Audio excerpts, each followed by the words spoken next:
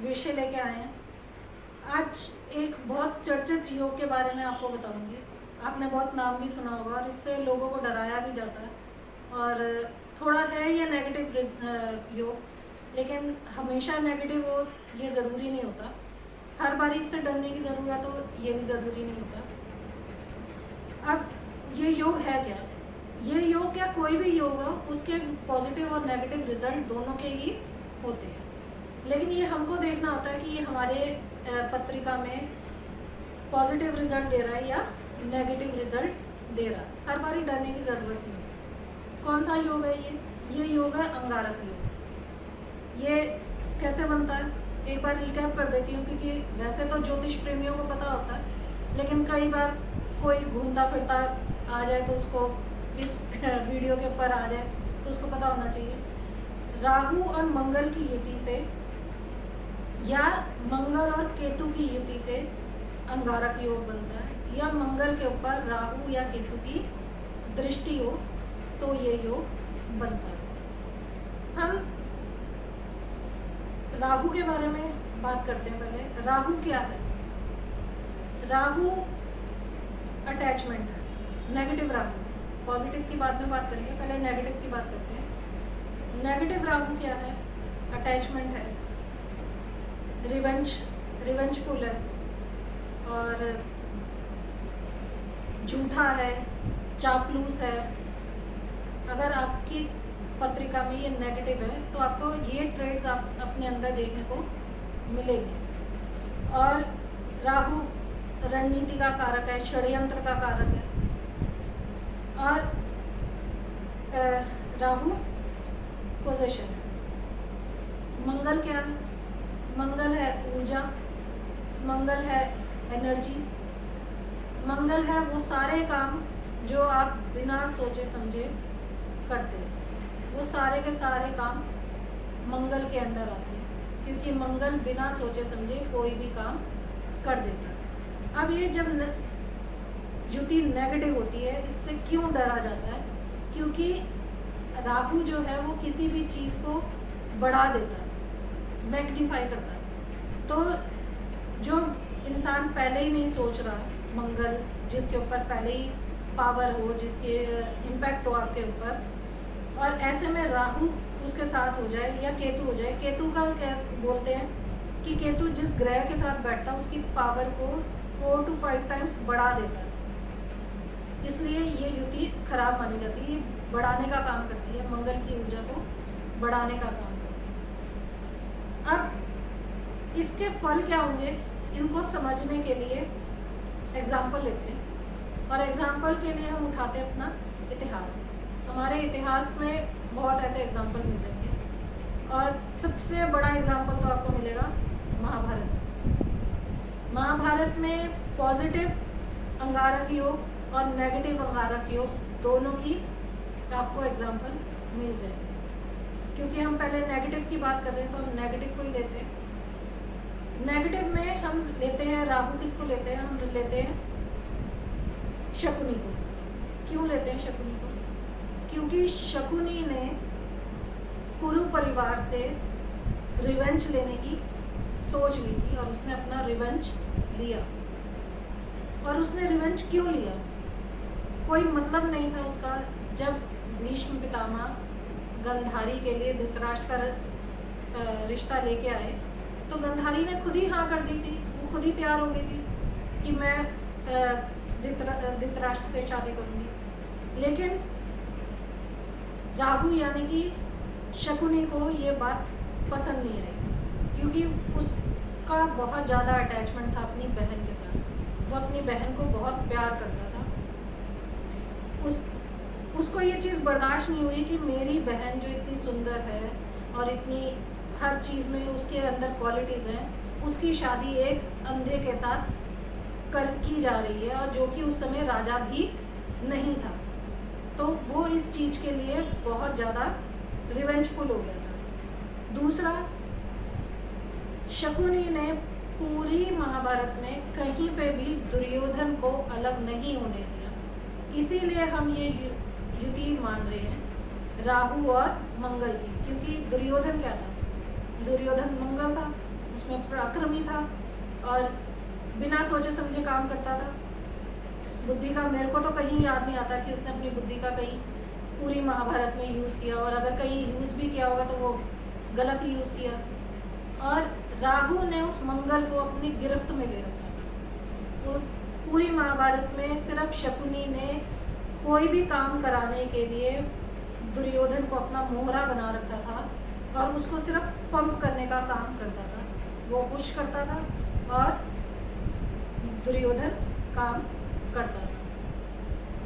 अब जब ये युति बहुत पावरफुल होती है, बहुत क्लोज होती है ना, तब इसके ऊपर बाकी ग्रहों का इफेक्ट नहीं पड़ता। वो इस युति को तोड़ नहीं पाते। वो कितने भी अच्छे उसमें बैठे हों, भाव में बैठे हों, अच्छे अंश बल में बैठे हों, तो भी वो इस युति को नहीं तोड़ पाते। कैसे?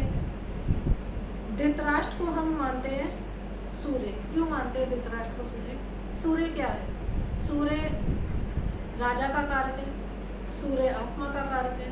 जब ये युति क्लोज होती है ना, तब वो अपनी आत्मा की भी नहीं सुनती, वो अपने राजा की भी नहीं सुनती। और दुर्योधन, इस केस में दुर्योधन और शकुनी का यही था, ना वो अपनी आत्मा की सुनते थे, यानी कि राजा की सुनते थे, धृतराष्ट्र की उन्होंने कहीं सुनी नहीं। और अपनी आत्मा को भी ऐसे लोग जो है ना मार देते हैं, सुला देते हैं, जैसे कि लाक्षा ग्रह के केस में हुआ। अब वहाँ पे हम धृतराष्ट्र को दे देते हैं बेनिफिट ऑफ डाउट, लेकिन ऐसा कभी नहीं होता कि आपकी आत्मा को ना पता हो कि आप क्या कर रहे हैं। तो धृतराष्ट्र की भी नहीं सुनता था। फिर गांधारी उसकी माँ क्या है? चंद्रमा, क्योंकि चंद्रमा मन का भी कारक है और माता का भी कारक है। वो अपनी माँ की भी नहीं सुनता था, यानी कि वो अपने मन की भी नहीं सुनता था। अगर उसका मन उसको कभी समझाने की भी कोशिश करता था तो वो उस चीज़ को नहीं समझता था। अपने गुरुओं की भी नहीं सुनता था, अपने बड़े बुजुर्गों की नहीं सुनता था। बड़े बुजुर्ग भीष्म पितामह, द्रोणाचार्य, कृपाचार्य, विदुर जी, इनकी भी नहीं सुनता था। और इस युति के अंदर जो है आग में घी डालने का काम कौन करता था? दुशासन और उसके भाई। इवन कई बारी कर्ण भी उसको समझाता था, लेकिन वो कर्ण की भी नहीं सुनता था और कर्ण को भी अपने अंदर, अपने इस उसके अंदर शिकंजे में ले लेता था। वहाँ पे वो इनकी भी नहीं सुनता था। तो कहने का क्या तात्पर्य है कि जब ये युति नेगेटिव होगी तो आपके ऊपर कितने भी अच्छे प्लैनेट्स की दृष्टि होगी, क्लोज होगी जब ये, तो वो भी कुछ इस युति के ऊपर काम नहीं कर पाएंगे। इसीलिए इसको बहुत ज़्यादा नेगेटिव माना जाता है। अब पॉजिटिव देखते हैं। पॉजिटिव में भी महाभारत में ही इसका एग्जाम्पल है, युधिष्ठिर और भीम। युधिष्ठिर राहु क्यों है? क्योंकि राहु जो है उसको हम मानते हैं वो शनि का ही रूप है, तो वो शनि के जैसे ही एक्ट करता है। और शनि क्या है? शनि न्यायप्रिय है। तो जब राहु आपका अच्छा होता है तो आप न्यायप्रिय होते हैं। और आप अपने राहु जब सही होता है तो आप अपने बड़े बुजुर्गों की बात मानते हैं। उस केस में युधिष्ठिर अपने बड़े बुजुर्गों की बात मानता था।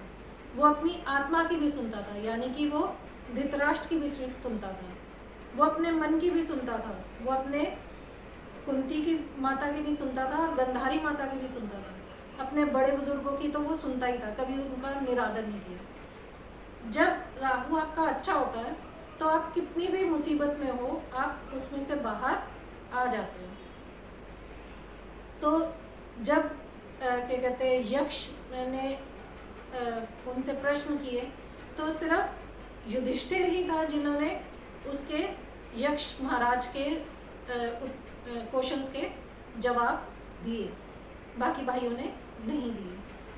और जब राहु अच्छा होता है तो आपकी वाणी भी बहुत मधुर होती है, अच्छी वाणी बोलते हो आप, गलत नहीं बोलते हो और चापलूसी नहीं करते। लेकिन धृतराष्ट्र कभी युधिष्ठिर कभी चापलूसी नहीं करते थे। हम युधिष्ठिर को क्यों मान रहे हैं राहु? क्योंकि राहु का एक सबसे बड़ा फैक्टर होता है, चाहे वो अच्छा हो चाहे वो बुरा हो, उसको जुआ खेलने का बहुत शौक होता है। और युधिष्ठिर के केस में भी युधिष्ठिर को जुआ खेलने का बहुत शौक था। जब लास्ट जुआ खेला गया था, जब उनको वनवास दिया गया था, उसके भाइयों ने उनको बोला भी था कि भैया आप ये क्या कहते हैं जुआ मत खेलना, लेकिन वहाँ पे युधिष्ठिर ने उनकी बात नहीं सुनी। अब मंगल जो था वो भीम था। भीम क्यों मान रहे हैं, भीम का आपने देखा ही होगा, वो भी बहुत जल्दी गुस्से में आ जाता था, लेकिन वहाँ पे ये जो राहु है वो उसको शांत करने की कोशिश करता था। वो हमेशा क्या बोलता था कि शांत भ्राता भीम शांत। यहाँ पे ये दोनों की जो युति है ये अपने बड़े बुजुर्गों की, अपने मन की, अपने आत्मा की, इन सब की सुन रहा था।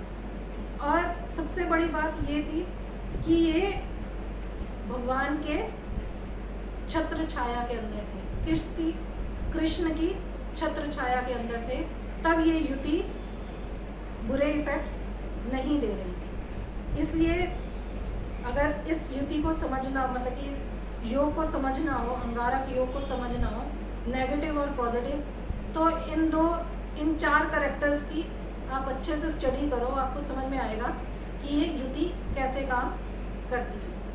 अब आजकल के केसेस में भी आपको ये युति, हर बारी आपको पत्रिका उठाने की ज़रूरत नहीं है कि किसी की पत्रिका उठाई और तभी आपको पता चलेगा कि उनके अंगारक योग है। किसी को आप वैसे भी अगर आप देखोगे तो समझ में आ जाएगा, जो भी इंसान बिना सोचे समझे किसी की बात के ऊपर आके एक्ट करता है, तो आप ये समझ लो कि उसकी कुंडली के अंदर मंगल या तो राहु से या तो केतु से पीड़ित है, या तो वो उनके साथ बैठा हुआ या उनकी दृष्टि संबंध बन रहा होगा, या मंगल के ऊपर राहु और केतु की दृष्टि होगी।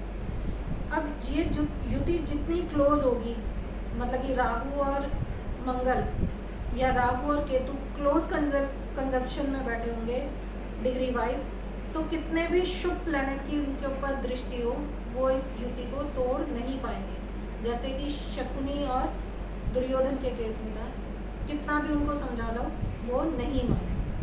और अगर ये युति राहु और इसके अंदर मंगल के अंदर डिफरेंस है, डिग्री डिफरेंस है, तब ये युति के अंदर और बेनिफिक प्लैनेट्स की इसके ऊपर, युति के ऊपर दृष्टि है, तब ये युति जो है इतना नेगेटिव रिजल्ट नहीं देगी। आजकल जो हम रोड रेज के केसेस देखते हैं उसमें भी कहीं ना कहीं राहु और मंगल की ही आप इफ़ेक्ट्स देख सकते हो। क्यों? क्योंकि ज़रा सी गाड़ी आपकी टच हुई और आपको अपनी गाड़ी के साथ इतना पोजेशन होता कि मेरी गाड़ी को मार कैसे दिया।